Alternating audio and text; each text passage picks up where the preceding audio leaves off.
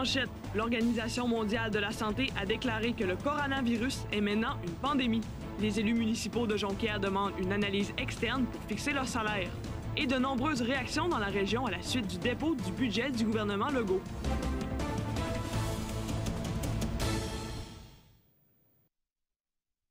Bonsoir et bienvenue à ce web journal du mercredi 11 mars 2020. L'Organisation mondiale de la santé a décrété aujourd'hui que l'épidémie de COVID-19 est maintenant une pandémie. Les gouvernements fédéral et provincial ont de leur côté annoncé des mesures pour prévenir la propagation du virus et pour combler les pertes financières liées à l'épidémie. Pascal Gachette, quelles mesures ont été annoncées par le premier ministre Justin Trudeau? Oui, Myriam, le Premier ministre du Canada, Justin Trudeau, a mis en place un fonds de lutte contre le coronavirus. Il précise qu'il va permettre aux régions, aux provinces et aux territoires d'avoir 500 millions de dollars afin de prendre les différentes mesures pour limiter la propagation du virus, le fameux COVID-2019. Ici, on parle d'achat d'équipements de santé comme le masque de chirurgien.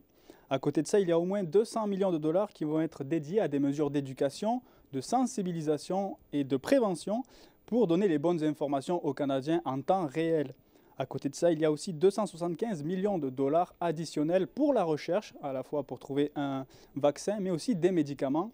Il faut se rappeler, Myriam, qu'il y a 2 semaines, ce budget était de 27 millions de dollars. On s'aperçoit maintenant que 2 semaines plus tard, ce budget la valeur du budget a été de façon 10 fois cette valeur-là. Enfin, une dernière contribution de 50 millions de dollars, oui, pour les différents pays qui seraient vulnérables, dont le système de santé serait un peu plus précaire par rapport à celui du Canada. Du soutien aux employeurs et aux travailleurs a aussi été proposé?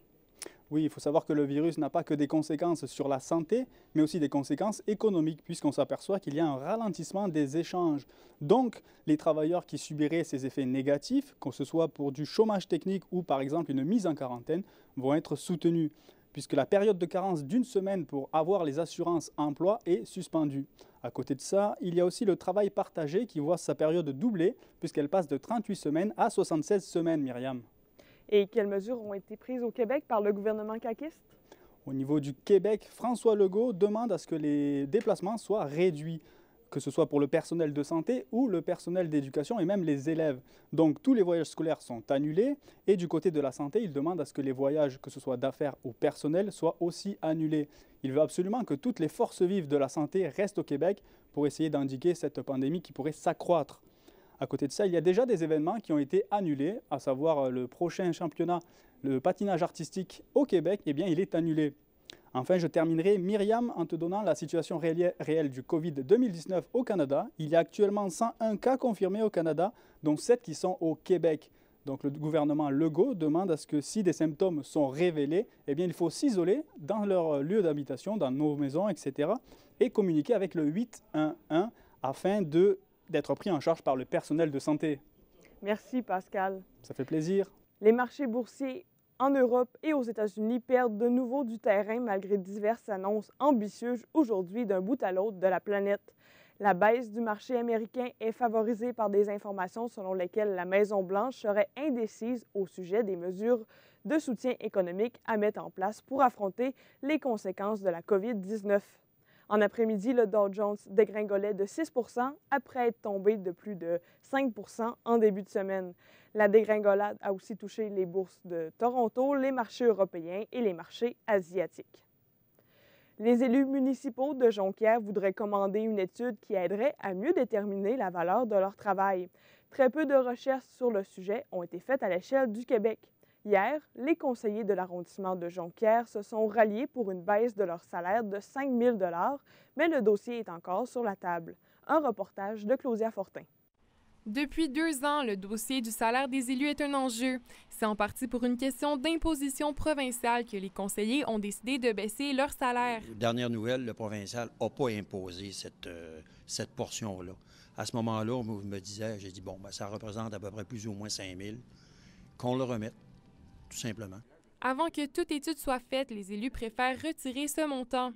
Les conseillers qui se mettaient contre la motion au départ n'étaient pas nécessairement contre la baisse des salaires. Le vote que j'ai pris, moi personnellement, au dernier conseil de ville, c'était pas nécessairement un vote contre une baisse de salaire, c'était un vote qui impliquait une demande d'une éventuelle étude pour avoir le vrai chiffre de qu'est-ce que ça vaut un conseiller municipal à Ville-Saguenay, qu'est-ce que ça doit faire, c'est quoi la liste des tâches, et ainsi de suite. Finalement, c'est pour rejoindre la majorité que les 4 élus de Jonquière, Kevin Armstrong, Jimmy Bouchard, Julie Dufour et Michel Tifo, ont décidé d'appuyer la nouvelle proposition.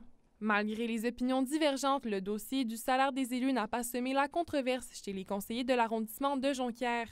Ils veulent se rallier à la majorité.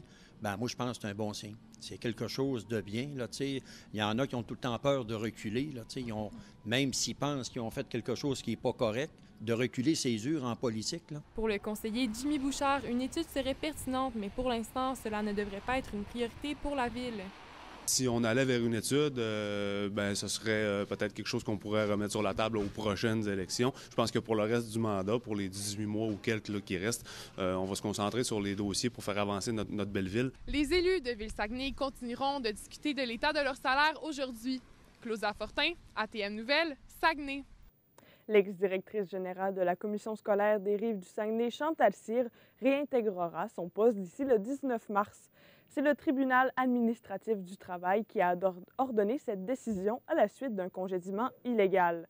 Chantal Cyr avait aussi été victime de harcèlement psychologique quand elle était en poste.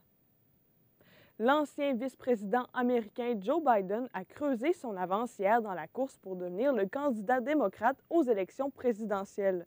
Sur les 6 États qui votaient hier au mini-super mardi, M. Biden a remporté 4 États, dont l'important Michigan, considéré comme le baromètre pour le Midwest américain. De son côté, Bernie Sanders a remporté le petit État du Dakota du Nord et mène par quelques points à peine dans l'État de Washington, où les votes par courrier continuent à être comptabilisés. Les deux candidats auront la chance de débattre pour la première fois en tête-à-tête dimanche. Le gouvernement de la Coalition Avenir Québec a dévoilé hier son 2e budget à Québec, un budget sous le thème de l'environnement et des surplus. Félix Bouffard, quels sont les investissements pour cette année? Eh bien, tout d'abord, 6,7 milliards investis en environnement, ce qui est une première. En fait, c'est un bon, très grand bond pour le ministère de l'Environnement qui se voit octroyer près de 28 de plus de montant d'argent qu'il avait auparavant. Donc, dans cette somme qui sera mise sur 6 années, en fait, 69 sera pour l'électrification des transports, l'augmentation des transports en commun, 23 sera pour la décarbonisation de l'industrie et des usines aussi, 6 pour convertir aussi le chauffage en chauffage au mazout en chauffage électrique. Toutes des belles promesses aussi qui ont été respectées. De plus, 4,5 d'augmentation pour les écoles, en fait, davantage de services pour les élèves, davantage d'écoles aussi, des promesses qui ont été envoyées par le gouvernement récemment. Une hausse aussi de 5,3 en santé, donc des crédits d'impôt pour les personnes qui aident les personnes âgées à la maison, de l'aide pour les soins à domicile et aussi plus de 150 millions pour les parents d'enfants handicapés. Donc, beaucoup de promesses qui sont très sociales, qui manquaient depuis certaines années. Ensuite, dans les routes aussi, c'est ce qui ne fait pas l'unanimité. On continue à donner le même montant d'argent pour les routes. On continue à augmenter, pas augmenter, mais à poursuivre le système routier va rester le même. Donc, on va essayer juste de l'améliorer, ce qui ne fait pas l'unanimité, évidemment. Et Félix, est-ce que la région est bien représentée dans ce budget? Oui, en fait, la ministre Laforêt en parlait justement. Près de 97 millions de dollars vont être investis pour les MRC dans la région, ce qui est quand même une bonne somme aussi. La ministre rappelle aussi que 4 milliards de dollars seront investis éventuellement dans la région. Est-ce que la ministre est satisfaite de ces montants? Eh bien oui, d'ailleurs, une petite annonce sera faite prochainement pour la Véloroute des Bleuets, puisqu'on compte investir en tourisme aussi dans la région. Et le COVID-19 n'a jamais été mentionné dans le budget? Eh bien, le budget ayant été rédigé d'avance, avant le COVID-19, bien, ils vont devoir réviser évidemment à la baisse les espérations en fait, les montants d'argent qui étaient prévus à avoir, mais là, à cause du COVID-19, ça devrait descendre, oui. Merci, Félix. Plaisir. Les organismes à but non lucratif de la région sont déçus du peu de ressources qui leur sont octroyées par le gouvernement du Québec à la suite du budget d'hier. Ils critiquent le gouvernement de ne pas assez se soucier des gens dans le besoin. Un reportage de Samuel Bouchard-Baudouin. Le deuxième budget de la CAQ a été déposé hier et à Logement Trade, on critique le gouvernement de ne rien faire et de ne pas voir le besoin urgent de logements sociaux. Il y a 195 000 ménages locataires au Québec qui consacrent 50 % et plus de leurs revenus au logement. C'est quoi qu'il faut de plus pour le gouvernement d'investir davantage dans le logement social? Du côté de l'Astuce, qui est un organisme qui aide les gens sans emploi, il spécifie qu'il n'y a absolument rien dans le nouveau budget pour le type de gens que le groupe soutient. Quelques petits bonbons pour, mettons, au niveau des relations, des aidants naturels, mais c'est très peu qui donnent en bout de ligne. Madame Côté se demande bien ce que ça va prendre au gouvernement pour qu'il réagisse en matière de logement. Est-ce qu'il faut des millions de sans-abri pour arriver à convaincre le gouvernement d'investir dans le logement social? Écoutez, j'espère qu'on ne doit pas en arriver là. À l'Astuce, on dénonce que le montant à l'aide sociale est trop faible pour le coût de la vie. M. Bergeron suggère un revenu social pour tous les citoyens qui, selon lui, éliminerait la discrimination. Actuellement, il tourne autour de 24-25 000 $. Donc, tout le monde aurait ça. Puis, donc, il n'y a plus de discrimination. T'sais, tout le monde l'a. Donc, tu ne peux pas dire « Ah, lui, c'est un BS ». Sonia Côté désire laisser tomber la poussière avant de rencontrer la ministre des Affaires municipales, André Laforêt, et elle souhaite d'ailleurs que le prochain budget, l'année prochaine, soit plus en faveur des logements sociaux. Samuel Bouchard-Baudouin, ATM Nouvelles, Saguenay. Il ne reste plus que 3 jours d'attente pour le comité Centre récréatif Marianne Saint-Gelais afin de connaître les 4 finalistes du concours Craft Hockeyville. Les 3 arénas qui passeront à la prochaine ronde auront une somme de 25 000 $ à investir dans leurs établissements et le grand gagnant du concours remportera un montant de 250 000 $. Le dévoilement des finalistes se fera le samedi à 18h30 sur les ondes de CBC. Le grand gagnant sera connu le 28 mars. Le comité de Saint-Félicien est confiant puisque des équipes de la chaîne Sportsnet ont été dépêchées dans la municipalité pour prendre des images. Les étudiants du cégep de Chicoutimi ont voté ce midi pour une éventuelle grève qui se déroulerait durant la semaine du 30 mars au 3 avril. Les résultats du vote secret seront connus plus tard en soirée. Chacun devait se prononcer sur la durée de cette éventuelle grève, à savoir une journée ou plus. Un reportage de Samuel Morin. C'est devant une salle pratiquement comble que le vote sur la tenue d'une possible grève pour s'opposer au grand projet et militer pour le climat s'est déroulé ce midi au cégep de Chicoutimi. Durant l'assemblée, les élèves étaient invités à venir donner leur opinion au micro et il a été possible de remarquer que l'opinion des gens était très divisée sur le sujet. Enfin, une grève étudiante de plus qu'une journée pourrait amener du retard dans le parcours scolaire de certains élèves et c'est ce qui divisait le plus aujourd'hui du côté des étudiants du cégep de Chicoutimi. Certaines personnes ont même invité les gens à voter contre la grève pour que leur stage dans leur programme ne soit pas reporté. Une pratique qui a dérangé l'une des étudiantes du cégep de Chicoutimi, Sarah Rebaïn. Parce que si toi, tu penses que tes stages, c'est plus important que l'environnement, c'est correct, tu voteras non sur ton papier. Mais le fait de dire j'invite les personnes à voter contre pour ça, mais qu'est-ce qui te dit que moi, ça fait partie de mes convictions? Le président de l'Association des étudiants et des étudiantes du cégep de Chicoutimi, Étienne Mailloux, croit que l'Assemblée générale d'aujourd'hui est du jamais vu, alors qu'il ne s'attendait pas à voir autant de gens aujourd'hui. Pour être vraiment franchement honnête, on a une mobilisation qui est assez incroyable. C'est du jamais vu là, au cégep là, depuis plusieurs années. Là. On voit que c'est un enjeu qui a vraiment passionné tout le monde là, au cégep. Il faut avouer que c'est quelque chose qui touche tout le monde. Là. La comptabilisation des votes devrait sortir idéalement ce soir et au plus tard demain. Ça, c'est quelque chose qui va être un petit peu plus compliqué. Là. C'est sûr, c'est du jamais vu. On n'a jamais fait ça. Là. Donc, estimer le temps, ça risque d'être un petit peu plus touché, mais on risque de les dévoiler au courant de la soirée au gros maximum demain matin. Là. Suite à l'Assemblée générale d'aujourd'hui au cégep de Chicoutimi, d'autres assemblées sont prévues demain au cégep de Jonquière et à l'Université du Québec à Chicoutimi pour savoir s'il y aura grève ou non. Samuel Morin, ATM Nouvelles, Saguenay. Une première femme a été nommée patriote de l'année par la Société nationale des Québécoises et Québécois du Saguenay-Lac-Saint-Jean. Myrta Laflamme, féministe et revendicaliste, est fière de recevoir cette reconnaissance pour ses actions. Mon collègue Samuel Montigny s'est entretenu avec elle aujourd'hui. Madame Laflamme, bonjour. Bonjour. Comment on se sent qu'on est la première femme à recevoir le titre de patriote de l'année? Bien, je dois vous avouer que pour moi, ça a été surprenant, puis en même temps, humblement, je me disais, il y a d'autres femmes qui pourraient être nommées patriotes de l'année. Mais en même temps, quand j'ai refait mon CV, bien là, je me suis rendu compte que j'avais fait pas mal d'affaires pour améliorer, disons, la société là, à plusieurs niveaux. Ça fait que c'est un honneur. Je dirais que c'est un honneur. C'est vraiment apprécié. Puis quand ça a été annoncé là, dans un journal dernièrement, j'ai eu un tsunami d'amour là, assez impressionnant. Ça a été vraiment quelque chose de merveilleux. Puis en même temps, bien, on se dit... souvent, il y a des hommages qui se font quand on est mort là, dans la tombe, là, en toute terre. Là, mais là, il me faut un hommage. Mais j'ai pas fini de faire des affaires quand même. Ouais. Puis qu'est-ce que ça vous a fait, vous, d'obtenir ce titre-là? Parce qu'à l'habitude, c'était seulement des hommes. Là, vous êtes la première patriote E.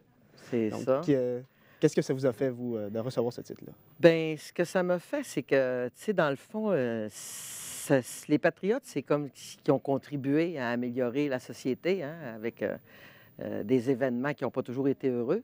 Ouais. Mais moi, ce que j'ai fait dans ma vie, c'est d'améliorer le sort des personnes handicapées, le sort des femmes, des personnes âgées. Puis, tu sais, je me disais, bien, ça va faire en sorte qu'on va parler de choses concrètes qui ont été faites, puis de choses qui ont pérennes, tu sais, qui vont rester dans la société, là, c'est comme... moi, j'appelle ça mon héritage, tu sais, que je laisse à la société, puis qui continue. Puis les gens, ce que je trouve aussi, c'est que ce que j'ai fait, bien, il y a des choses, comme je dis, les choses qui restent. Les femmes et les emplois non traditionnels, bien, accès travail-femmes, la Maison Nouvel-Élan pour les personnes âgées. Il y a des personnes d'abord, là, dans un autre temps, dans une autre période de ma vie où on a sorti des personnes handicapées d'un genre CHSLD, là, mais qui est centre de réadaptation pour les amener dans des logements.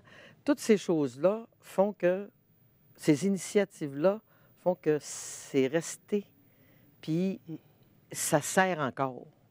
C'est que là, je me dis, bien, dans le fond, ça fait revoir encore plus ces actions-là, l'utilité, tu sais, faire œuvre utile, là, si je peux emprunter ce terme-là, bien, je trouve que c'est une belle occasion de ramener les bonnes valeurs à la bonne place, de passer les bons messages.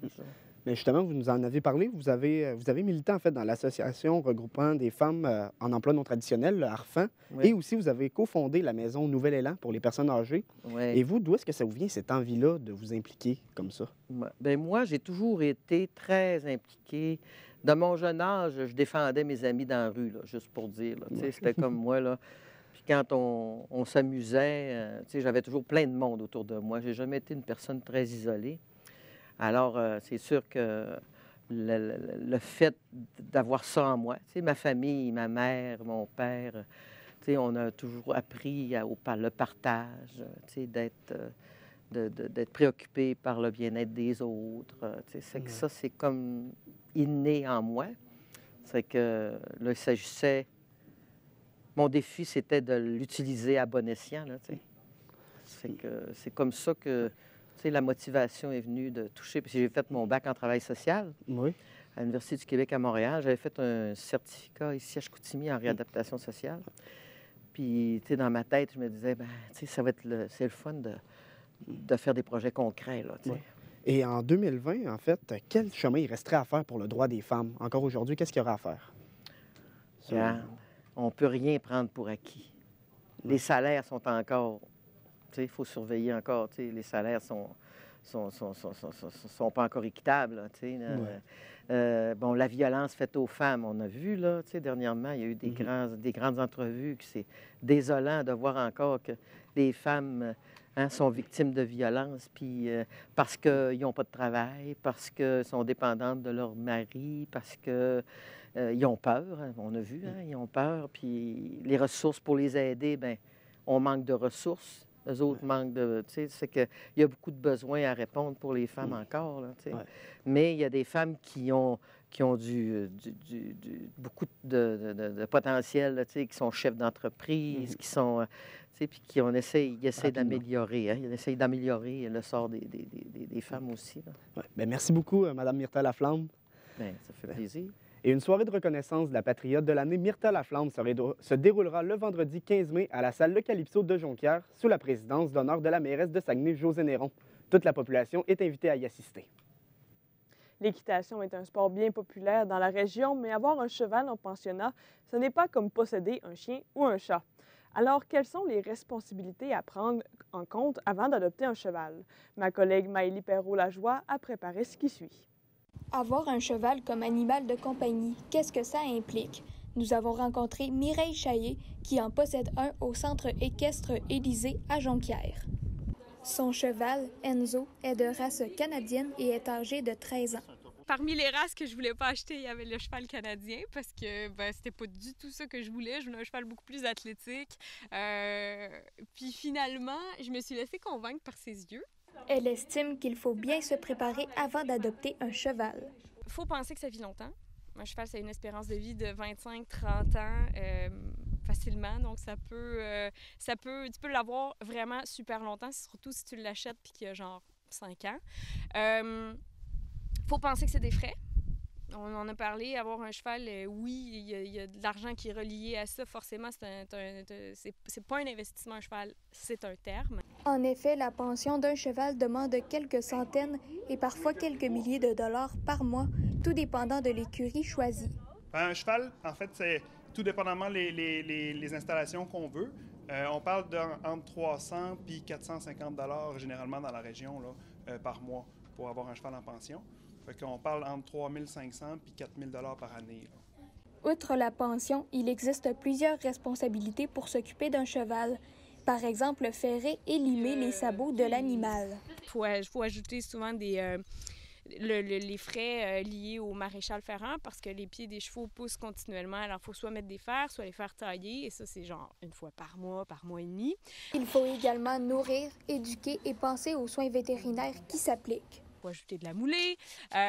Si on veut ajouter des entraînements, ben là, c'est c'est d'autres frais qui viennent s'ajouter. Alors, ça dépend vraiment de notre cheval. Évidemment, s'il est malade, ben, faut le faire soigner et ça coûte pas 10 $ faire soigner un cheval. Donc, oui, c'est des frais. Maintenant, c'est à chacun de voir jusqu'à quel point le jeu en vaut la chandelle. Les propriétaires des chevaux peuvent venir à différents moments de la journée au centre équestre Élysée pour passer du temps avec leur animal de compagnie. Ils ont accès aux installations pratiquement à toute heure, là, parce qu'on demande aux gens de venir avant 23 h pour permettre une nuit aux chevaux aussi. Mais sinon, il n'y a pas de problème entre 6h30 le matin et 23 h le soir. Là. Contrairement aux autres animaux de compagnie, comme le chien ou le chat, il faut gagner la confiance du cheval. Avoir un cheval, c'est accepter de construire une relation avec un être qui n'a vraiment pas besoin de toi dans la vie. Le cheval, au départ, c'est une proie. Alors, ça ne fait pas confiance facilement. Il faut que tu développes ça. C'est du long terme. Par contre, quand tu réussis à obtenir une relation de respect, harmonieuse, tu peux aller chercher vraiment des trucs super cool. Avoir un cheval comme animal de compagnie, ça demande beaucoup plus d'entretien, mais il n'en reste pas moins un animal très apprécié chez ses propriétaires. Ici Maëlie Perrault-Lajoie pour ATM Nouvelles, Saguenay. La MRC du Fjord du Saguenay octroie un contrat d'un peu plus de 4 millions de dollars à l'entreprise Services environnementaux Lac-Saint-Jean pour la collecte et le transport de matières résiduelles organiques. Le contrat débutera le 1er octobre et se poursuivra jusqu'en 2025. Jade Brouillette, est-ce que c'est la première MRC de la région à instaurer ces bacs bruns? Non, Myriam, la MRC du Fjord du Saguenay est en fait la 4e MRC de la région à mettre en place les bacs bruns. Il y a déjà la MRC du Domaine du Roi, Lac-Saint-Jean-Est et Maria-Chapdelaine qui procèdent à la collecte et au transport des matières résiduelles organiques. Il y a seulement la ville de Saguenay dans la région qui ne fait pas partie de ces MRC, mais la situation devrait changer d'ici 2022. Il y a aussi plusieurs autres villes au Québec qui procèdent à la collecte et au transport du compost, comme Sherbrooke et Victoriaville. C'est pourquoi le préfet de la MRC du Fjord du Saguenay, Gérald Savard, croit qu'il est enfin temps que ce soit instauré dans la MRC. On peut l'écouter. Victoriaville, l'été dernier, j'ai fait une visite. Ça fait 20 ans qu'il le fait, le bac brun, 20 ans. Puis nous, on n'a pas que débuté encore, mais les gens, c'est tout qu'un virage. Pour quelle raison la MRC du Fjord du Saguenay veut mettre en place la collecte de matières résiduelles organisques? Eh bien, la collecte et le transport du compost permettra de diminuer la quantité des déchets qui sont produits sur le territoire de la MRC. Ainsi, au lieu d'enfouir les déchets comme les aliments et les branches d'arbres, on pourra les transformer en terre, ce qui va diminuer les émissions de gaz à effet de serre. La MRC se fixe un objectif de réduction des déchets de 40 % d'ici la fin du contrat, soit d'ici 2025. On peut écouter M. Savard sur le sujet. On peut récupérer 40 % de ce qu'on met dans le bac vert. L'objectif, c'est d'en venir là. Si on veut, là, on va le réussir. Là, on va faire de la publicité, on va tout faire pour réussir. Quel sera le défi pour l'atteinte de cet objectif de 40 %? Eh bien, l'objectif principal sera pour les citoyens sera de prendre l'habitude de composter leurs déchets. On l'a vu un peu lorsqu'il y a eu l'instauration des bacs bleus, les bacs de récupération. C'est vraiment une période d'adaptation, donc ce sera la même chose pour les bacs bruns. C'est un virage important, mais c'est un virage nécessaire, comme mentionnait Gérald Savard. On l'écoute. Au début, il faut convaincre les gens de se servir du bac brun. C'est tout qu'un défi. Les gens se responsabilisent, ils vont faire la même chose. Il faut le confiance. Merci, Jade. Ça m'a fait plaisir. L'ex-producteur de cinéma Harvey Weinstein, coupable de viol et d'agression sexuelle, a été condamné mercredi à 23 ans de prison. La sentence a été prononcée par un juge de Manhattan. Elle est proche du maximum prévu, soit 29 ans, pour les deux chefs d'accusation dont il a été déclaré coupable le 24 février. Ses avocats ont d'ailleurs demandé au juge une peine de 5 ans parce que c'est le minimum légal dans les textes de l'État de New York. Harvey Weinstein doit encore répondre pour d'autres inculpations pour deux agressions sexuelles à Los Angeles annoncées en début janvier. Et justement, beaucoup de nouvelles au niveau judiciaire dans la région aujourd'hui. Nous retrouvons ma collègue Maëlie Perrault-Lajoie qui va nous en apprendre davantage. Audrey Gagnon a plaidé coupable ce matin pour le meurtre non prémédité de sa fille de 2 ans, Rosalie. Elle a aussi reconnu sa culpabilité à l'accusation d'outrage au cadavre qui lui vaut une peine de 5 ans qui sera purgée de façon concurrente.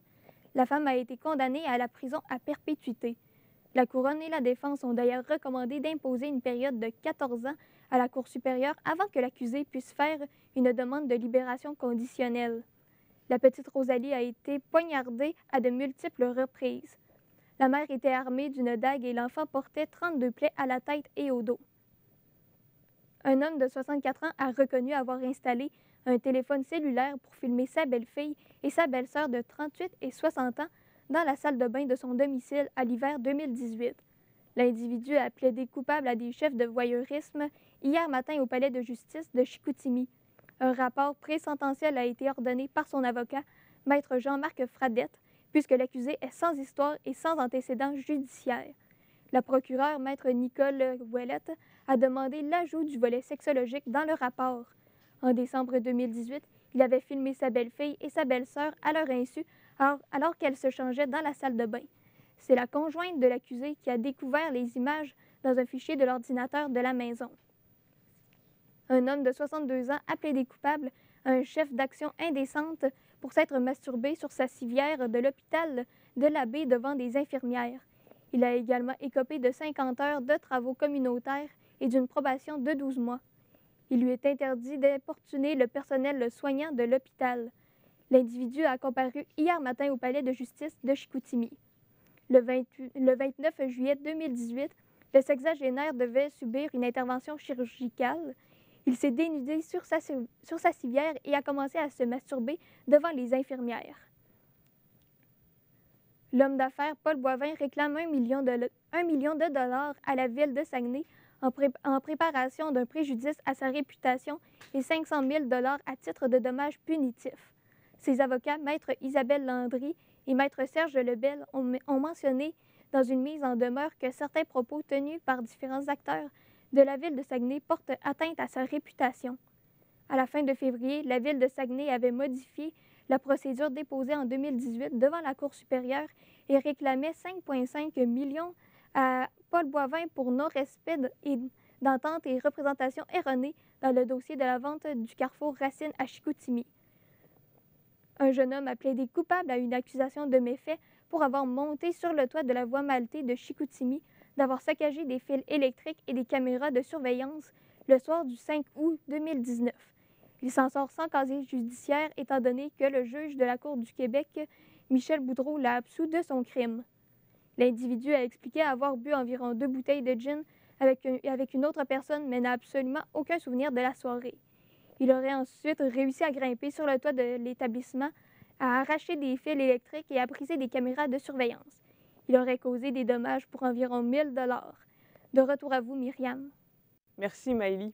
La 24e édition du Festival international du court-métrage au Saguenay, le festival Regard, débute ce soir au Théâtre Banque Nationale avec la soirée 100% région.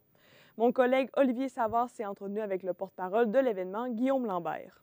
Donc, Guillaume Lambert, bonjour. Bonjour. Donc, quelles sont les nouveautés par rapport au Festival Regard qui ne sont à ne pas manquer cette année?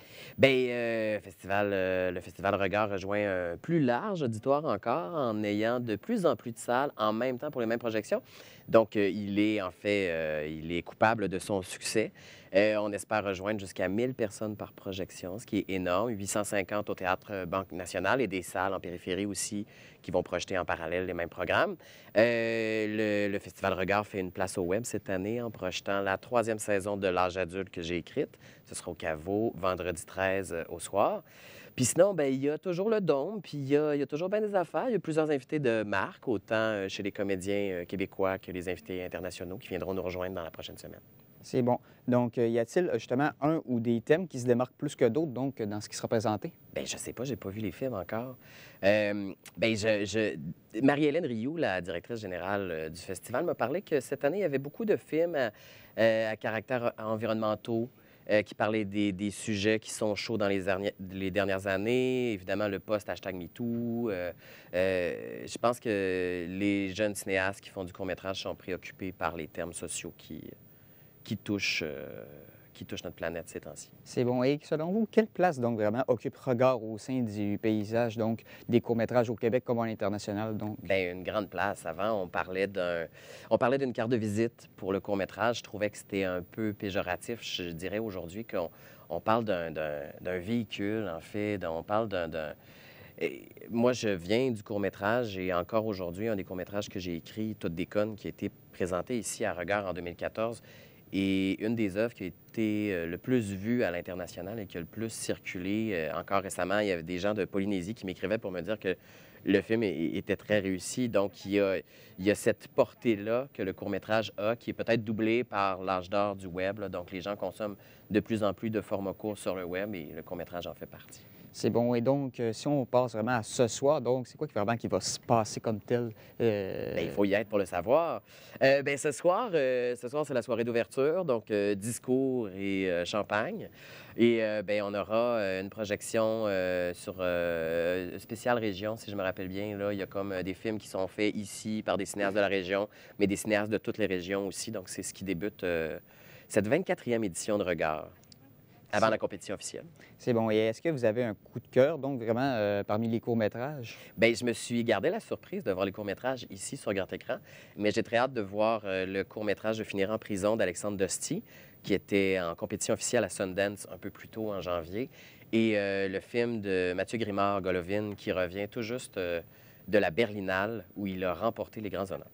C'est bon. Et donc, par rapport à la projection, donc, vendredi soir, est-ce que vous pouvez nous en parler? De la projection de l'âge adulte? De votre série, donc? Oui, c'est ça. Bien, l'âge adulte sera projeté au Caveau et ce sera gratuit. C'est un événement pour conclure cette belle aventure-là de 3 ans qui était l'âge adulte, et la comédienne Sarah-Anne Parent, qui joue ma sœur, il sera présente aussi. Donc, on attend les fans de la série, mais aussi ceux qui veulent la découvrir. C'est bon. Et comment comptez-vous mettre en valeur vraiment la région particulièrement, donc, à travers le festival? Bien, on m'a donné une tuque regard et je compte la porter à chaque jour du festival. Comment? Bien, en fait, je pense que le festival se passe on n'a pas besoin d'en faire la promotion, là. Les gens... il y a une culture du court-métrage ici, à Regard, qui est formidable. Les gens consomment du court-métrage et ça fait, selon moi, le succès de la région. Merci, M. Lambert. Donc, je m'adressais avec le comédien, donc avec le scénariste et réalisateur Guillaume Lambert, qui débute donc ce soir au Théâtre Banque nationale du Cégep de Chicoutimi. Il sera donc possible d'aller voir de bons courts-métrages d'ici à dimanche. Le Salon des Jeux et des maths, organisé dans le cadre de la Journée internationale des mathématiques, qui se tiendra ce samedi, avait lieu aujourd'hui au Cégep de Jonquière. Les enseignants de mathématiques ont voulu promouvoir l'utilité des mathématiques hors du contexte scolaire. Des jeux de société étaient proposés aux étudiants pour leur montrer le plaisir qu'on peut avoir tout en faisant des mathématiques. On écoute l'organisateur Olivier Turcotte. Quand on fait des jeux de société, il y a des maths qui sont cachés un petit peu partout. Puis on retrouve le plaisir de jouer, le plaisir de faire des mathématiques. Puis se rendre compte que tout le monde aime ça un petit peu, les maths, même si c'est pas dans un contexte scolaire. Gagner à la loterie à 22 ans, ça change une vie. C'est le cas de Grégory Mathieu, originaire de Lévis, qui, il y a 2 semaines, a décidé de partager le gros lot avec 7 membres de sa famille. Ma collègue Anne-Sophie Gagné est allée rencontrer les gens afin de savoir ce qu'ils feraient avec un tel montant. Comme vous l'avez peut-être vu passer sur les réseaux sociaux, un jeune homme de 22 ans, originaire de Québec, a remporté 70 millions de dollars au Lotomax. Donc, on a sondé les gens aujourd'hui à savoir qu'est-ce que vous feriez avec un tel montant à un si jeune âge. 70 millions. Premièrement, là, on va te dire une affaire, c'est une affaire que je ne me souhaiterais même pas. Moi, premièrement, je me trouverais un bon conseiller financier. Puis après ça, j'accomplirais pas mal tous mes rêves. Il y en a beaucoup qui répondraient de voyager, mais moi, ça serait de me partir en business, d'avoir une entreprise qui est à moi sans dette. Je me ferais ces conseillers probablement pour l'Auto-Québec. Ils ont des bons conseillers. D'après moi, tu ne pars pas avec 70 millions un gars de 22 ans. Personnellement, je le placerais. C'est sûr, je me gâterais un peu, mais je le laisserais comme... Je le placerais à une bonne place pour qu'il fasse encore plus d'argent. C'est sûr que ouais, j'aurais pris un conseiller pour m'aider à placer ça. Ça paraît beau comme ça. Là. Je suis content pour le petit gars, mais j'espère qu'il va être bien encadré. 22 ans, c'est 22 ans. Là. Trouvez-vous que c'est jeune, 22 ans, pour gagner un aussi gros montant? Je ne sais pas s'il est conscient de ça. Qu'est-ce qu'il va faire avec ça? Je ne sais pas, mais il y a un beau problème. Là. Donc, selon la plupart des gens qu'on a questionnés aujourd'hui, si on gagne un tel montant d'argent à un aussi jeune âge, on devrait avoir affaire à un conseiller. Donc, c'était Anne-Sophie Gagné, ATM Nouvelles, Saguenay. À la météo, Marianne Guy, on aura droit à 2 belles journées de soleil avant le retour de la neige. En effet, Myriam, la neige nous délaisse pour quelques jours, alors qu'aujourd'hui, nous avions droit à une alternance de soleil et de nuages dans toute la région. Présentement, la température est enregistrée à moins 12 degrés à Saguenay, avec un ressenti de moins 21. Et au lac Saint-Jean, c'est sensiblement la même chose, avec une température de moins 11 degrés et un ressenti de moins 16. Pour ce soir et cette nuit, ce sera partiellement nuageux à Saguenay, avec des vents pouvant aller jusqu'à 15 km/h. Le refroidissement éolien de ce soir sera à moins 12 degrés et à moins 22 cette nuit. Au lac Saint-Jean, on atteint un minimum de moins 18 degrés avec un refroidissement éolien de moins 14 ce soir et de moins 25 au courant de la nuit. Demain jeudi, un maximum de 0 à Saguenay et de moins 5 au lac Saint-Jean. Ce sera dans la nuit de jeudi à vendredi qu'il pourrait y avoir des averses de neige dans toute la région. Et vendredi, nous pourrions nous lever avec des averses de pluie ou de neige. Merci, Marianne. Mesdames et messieurs, merci d'avoir été là. Au revoir. En manchette, l'Organisation mondiale de la santé a déclaré